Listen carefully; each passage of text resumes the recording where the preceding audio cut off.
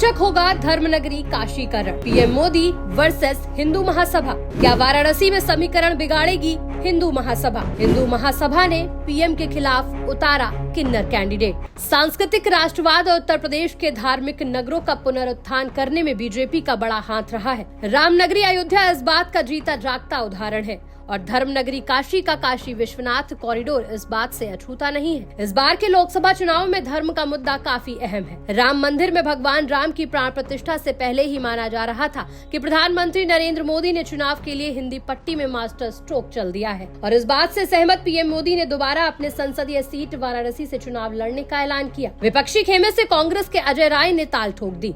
अब तक तो मामला ठीक था, लेकिन मामला तब बिगड़ा जब हिंदू महासभा वाराणसी के चुनावी रण में उतरा। हिंदू महासभा ने देश की पहली किन्नर महामंडलेश्वर हेमांगी सखी को चुनाव मैदान में उतार दिया। 5 भाषाओं में भागवत कथा सुनाने वाली हेमांगी किन्नरों के लिए समान अधिकारों की लड़ाई लड़ने के लिए इस चुनावी रण में कूद पड़ी, जिसने धर्मनगरी वाराणसी के समीकरणों को पूरी तरह से बिगाड़ दिया। ऐसा इसलिए क्योंकि जिस विचारधारा पर बीजेपी को इस सीट से वोट मिलते रहे हैं, उसमें एक बड़ा वर्ग हिंदुओं का है, जिसमें सबसे बड़ा संगठन है हिंदू महासभा। और अब इसी हिंदू महासभा ने निर्दलीय चुनावी हुंकार भर दी है, जिससे वाराणसी सीट पर त्रिकोणीय मुकाबला हो गया है।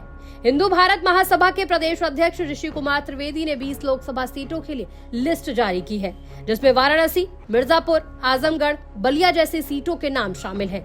धर्मनगरी की टिकट मिलने पर महामंडलेश्वर हेमांगी सखी ने कहा कि वो प्रधानमंत्री के विरोध में नहीं है, बल्कि पीएम मोदी ने धर्म का काम किया है। हेमांगी किन्नरों के हक में लड़ाई लड़ने के लिए चुनावी मैदान में उतरी है। हेमांगी ने कहा कि पूरे देश में किन्नर समाज की स्थिति दयनीय है। किन्नर समाज के लिए एक भी सीट आरक्षित नहीं की गई। किन्नर समाज अपनी बात लोकसभा और विधानसभा में कैसे रखेगा? किन्नर समाज का नेतृत्व कौन करेगा? किन्नर समाज की भलाई के लिए मैंने धर्म से राजनीति की ओर रुख किया है। हमारा प्रयास सिर्फ इतना है कि हमारी बात सरकार के कानों तक पहुंचे।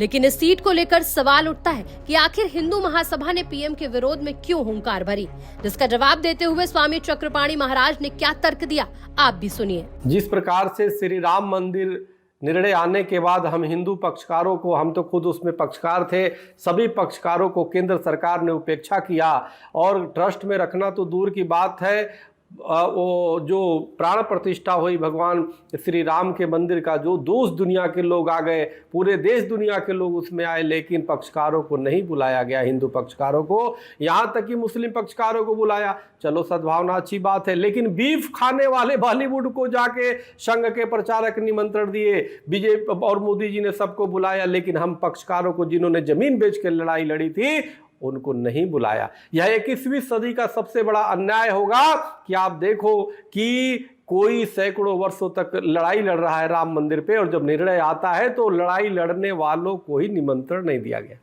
ये कितना बड़ा अन्याय है। इसी के खिलाफ हमने सैकड़ों हिंदू महासभा के प्रत्याशी उतारे हैं। वो क्षेत्रों में जाकर के अपनी अधिकार की बात कर रहे हैं। हमारे साथ जो अन्याय हुआ उसको उठाएंगे, जनता में कहेंगे कि केंद्र की बीजेपी सरकार ने हमारे साथ अन्याय किया, संघ ने अत्याचार किया, अन्याय किया, मंदिर ट्रस्ट ने किया, हमारे साथ अन्याय अत्याचार किया, इसीलिए कर्नाटक में लड़ा रहे हैं, केरल में लड़ा रहे हैं। हमारे प्रत्याशियों को निर्दलीय कर दे रहे, निर्वाचन आयोग हमारे साथ भेदभाव कर रही है, लेकिन फिर भी हमारे प्रत्याशी लड़ रहे हैं। काशी से हमने किन्नर को महत्व दिया है और प्रथम भारत की किन्नर महामंडलेश्वर हेमांगी सखी को हमने दिया है।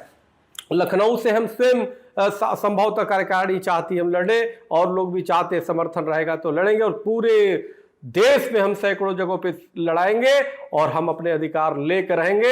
हमारे साथ जो भेदभाव हुआ है, जो हमारा पक्षकारों के साथ हिंदू महासभा के का अपमान केंद्र सरकार ने किया और मंदिर ट्रस्ट ने किया है, निश्चित रूप से इतिहास के काले अक्षरों में लिखा जाएगा। जो संघ ने भेदभाव किया है हिंदू पक्षकारों के साथ, काले अक्षरों में नाम लिखा जाएगा। और इसी के लिए हमने सैकड़ों सीटों पे हिंदू महासभा के प्रत्याशी उतारे और तमाम एक हमने राष्ट्रीय गठबंधन बनाया है, राग, जिसमें सभी लोग आए, सभी पार्टी के लोग आए, जिसके साथ भेदभाव हो रहा है, सभी लोग मिल करके ये जो सरकार है इसके गलत नीतियों के हम खिलाफ प्रत्याशी उतारेंगे और जनता के बीच में न्याय मांगेंगे। बहुत बहुत धन्यवाद। हरिओम, राम राम। तो सुना आपने, स्वामी चक्रपाणी महाराज ने राम मंदिर की प्राण प्रतिष्ठा में हिंदू महासभा का न्योता न देना सबसे बड़ा अपमान बताया। इनके इस बयान से समझना थोड़ा मुश्किल होगा कि हिंदू सभा को प्राण प्रतिष्ठा में न्योता न देना नागवारा गुजरा या लोकसभा के रण में कंगना रनावत को टिकट देना। बहरहाल अब जनता तय करेगी कि महाकाल की नगरी काशी में कौन सत्ता पर विराजमान होगा।